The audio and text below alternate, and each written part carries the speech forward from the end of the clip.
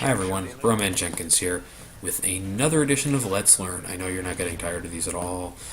Today we'll be covering the Scorcher nuclear missile program as well as its intended carrier, the F-106 Delta Dart. First, I wanted to address something that's been a question some people have had, and it was raised to me this weekend. No, I don't just go on Wikipedia and recite what I find there for these various topics. Let's be clear, however, Wikipedia is an amazing source of information for sometimes obscure topics and sometimes mainstream ones. I can remember that when I left college, people had just started citing Wikipedia and it being allowed by professors. It's got a good amount of information on it. It's much more acceptable to cite and use this as a source from, now. However, it still falls prey to people editing for their own means. But I do a lot of research on these topics. I go out and I find as many sources as I usually can that have different types of information. If I'm finding repetition in information, I will usually just put one source in there instead of many sources. Now, on top of this, Wikipedia also has a lot of information on military programs, so I do end up using it quite a bit. But it's still one of many sources. In addition to adding pictures to my videos, I'm going to start posting links to my sources so you can see the work I've been doing. I'm also going to start reading from a script. I'm actually doing this from a script right now. And this should make things much less jumbled, and the videos should end much earlier now, instead of at the last second. If I'm going to do something, I may as well do it correctly. Once I learned how to add pictures, I think it's time for me to actually start taking this a little bit more seriously and producing decent content for you guys. So, now on to the Scorcher. The Scorcher was conceived in 1956 by the Convair Corporation, looking to sell munition for their newly redesigned, possibly, F-106 design. Now, these are the same people who designed the previous Let's Learn debacle project, the B-36. If you don't recall, that was the very large bomber with the backwards-facing propellers, 3 on each wing, 2 jet engines on it. And its really only advantage was a nuclear one. Well, similar to this project, its only advantage was nuclear, I should say. Now, the intention behind the Scorcher was that the newly redesigned 106 would actually go up with this thing in there and engage hypersonic Soviet bombers over the United States. It'd fire the missile from up to 200 kilometers away, in between all these bombers and fighters that were escorting them, and take them all out of the sky at once. What Convair was basically trying to sell the military on here was that the U.S. would detonate nuclear weapons over its own people to protect them from Soviet nuclear weapons. The 2-megaton missile was set to be fired in groups of up to 14 at a time into any bombers and their fighter escorts, ending any bombing of U.S. soil or any incursion into Western Europe, or the slowly shrinking American sphere of influence in Asia through overwhelming and irresponsible levels of force. In a surprising move considering the time and the military hard-on for nuclear weapons and technology, the Air Force never actually funded or even seriously considered this project, while it did make things like the Davy Crockett missile and launcher. What they did like was the plane it was attached to, which was an upgraded version of the F-106, which, oddly enough, was already an upgraded version of something else. You see, in 1956, the 106 still wasn't even available. Only 2 years prior, Convair had taken a modified F-102 and entered it into the Air Force interceptor contest and won. But there were such heavy modifications to this thing that the Air Force insisted on giving it a new designation and looking out at new parts for it. They gave it the 106 Delta Dart designation. Now, the 106 and the 102 before it both made use of the delta wing shape for the plane that had proven really effective design in early jet age, especially for hypersonic flight.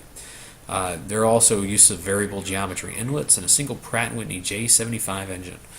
The 106 could reach about 1,500 miles an hour and about 57,000 feet. This is about Mach 2.3 and about 10,000 feet less than the U-2 spy plane would reach in about a decade, or about 4 years later. Now, it would become the last dedicated interceptor in U.S. aviation, and this is for the same reason that other other planes and types of planes saw less and less service. It was the rise of the surface-to-air missile and advances in the roles of fighters and the lack of use of direct confrontation by the Soviets against the U.S. And truly, the F-106 would never even see combat, or at least not official combat. Even if the plane saw high production during the Vietnam conflict, it wasn't the ideal plane for that situation. They remained interceptors and never really got much consideration for combat roles in America's trip to the jungle. Instead, the multi-role, multi-force plane, the F-4 Phantom, really an iconic plane from Vietnam, received workhorse duties during the Vietnam conflict. Indeed, while the F-106 was considered the equal to the F-4 in dogfighting, its much lower bomb loading than either the F-4 or its the bombing counterpart, the Thunder Chief, along with its need to be stationed at Air Force bases instead of possibly being put on Navy vessels, made the 106 less versatile and more of a liability than an asset in the field at the time. Simply put, the F-4 outclassed the 106 in almost every way in terms of air superiority.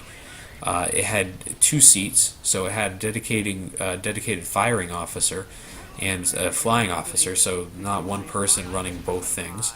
And it also had a much better radar and avionics system. And this makes up for really the wing loading issues that the F-4 would go through and the radar cross-section it had. Now, the F-106 lost out to the Thunder Chief simply because of the Chief's larger carrying capacity.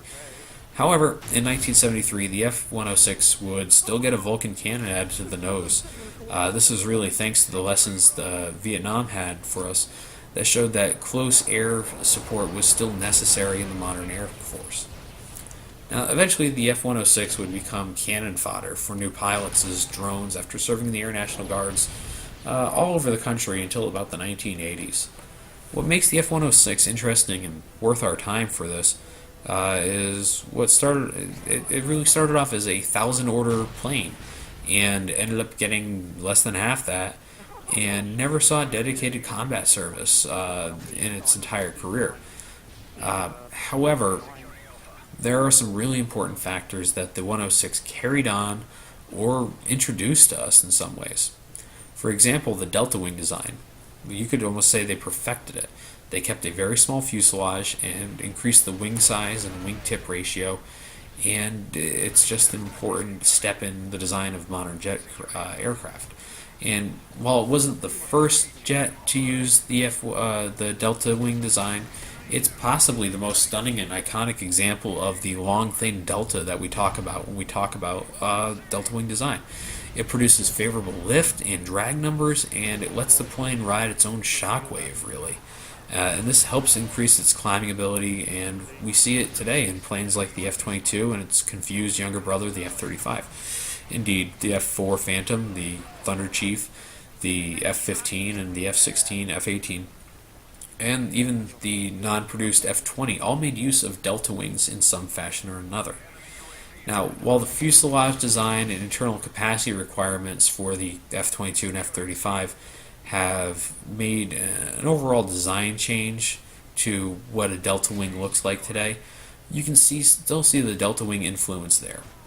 Now, while we're on it, the F-106 was also one of the last military fighters for a long time that made use of an internally carried payload. Now, the 108 and F-4, as well as things like the F-16 and F-15 and F-18 that we all mentioned, used external hardpoints extensively with smaller internal bomb bays.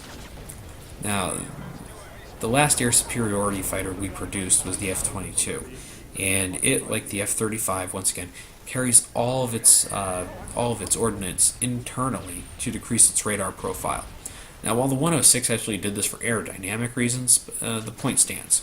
Finally, we have to remember that 106 made crazy good use of early avionics and primitive fly-by-wire controls. It's a staple in all future high-speed aircraft, including fighters and spy planes. Basically, the speed on the planes means that even a small change in the expected course or small amounts of turbulence can knock it off, and it could lead to dozens or hundreds of miles of difference between the ideal course. So, as always, I hope everyone learned something today, and thank you for your time.